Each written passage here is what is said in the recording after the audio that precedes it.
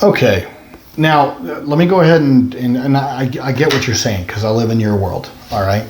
At the same time, with my own kid, all right, she has had behavioral responses before, but what I want to make sure to make very clear to parents out there is that it's very, very, very, very, very crucially important that you are very selective in the language that you use to communicate your child's responses, okay? Because for the untrained person or the person that works in government or to law enforcement, all of these words mean something completely different than it does to those of us who have a kid on the autism spectrum that has behavioral issues, all right? Because these things are responses. It's not like, okay, so what I'm referring to is that you use the term attacked his aide in the classroom, okay? Now, your son had a behavioral response because of being removed from a setting and, things that if handled a little bit differently might not have occurred, okay? And so at that point, the word attack denotes intent and also denotes competent to formulate the intent to go after and intentionally hurt somebody. And I am not convinced that that's even entered your son's thought process.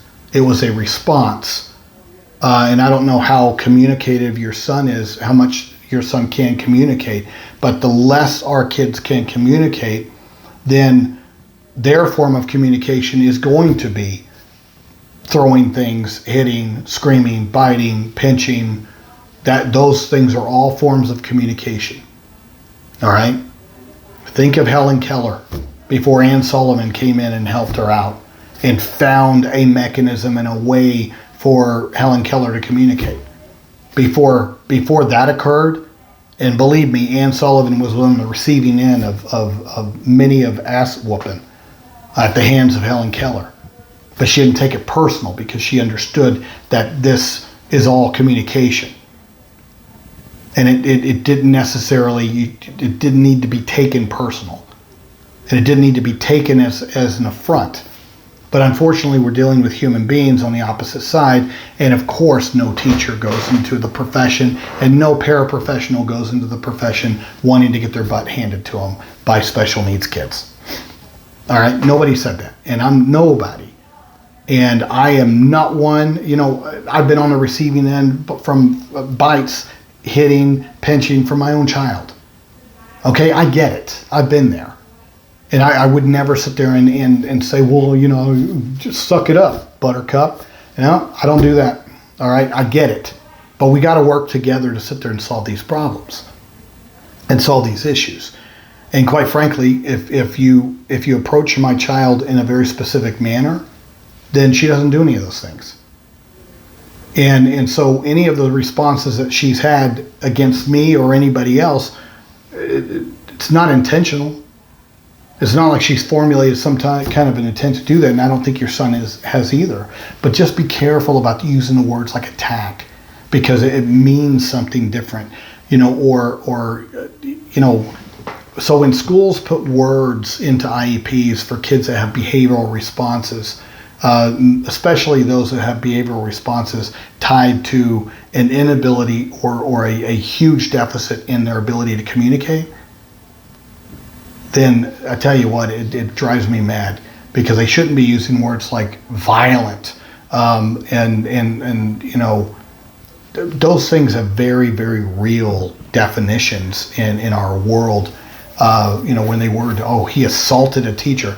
No, that also has a very legal definition. And, you have to have intent, and you have to be able to formulate the intent. Throwing these words around, just caution you not to do it. Now, as far as these, you ask for the video, you have an agreement to put cameras in the classroom in your mediation agreement in the past.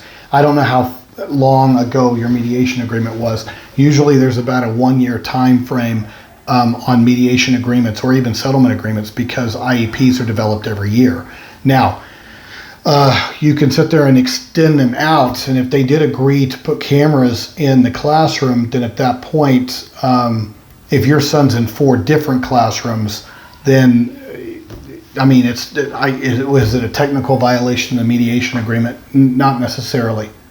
All right, I don't know why he was in that other classroom, and you would need to sit there and figure that out. And what was the purpose of that other classroom where the camera didn't exist? The only thing that I would tell them is that, don't come crying to me about something that happens in a location that a camera doesn't exist, because at that point I'm going to sort of call into question this person's interpretation of events. I'm just starting a case now to where I have a nonverbal client who was slapped, hit, yelled at by the teacher while the kid was rolling around on the floor. All right, grabbed him off the floor, put him in a desk, and that's what happened. Now, luckily there were some adult witnesses, and those adult witnesses had the courage to be honest and report it. Not before this teacher went and wrote an incident report saying that it was my client that was the aggressor. It was my client that she was just merely responding to his attacks, and it was a complete lie. It was a lie to cover herself because she lost control, because she lost her cool in that situation. Now,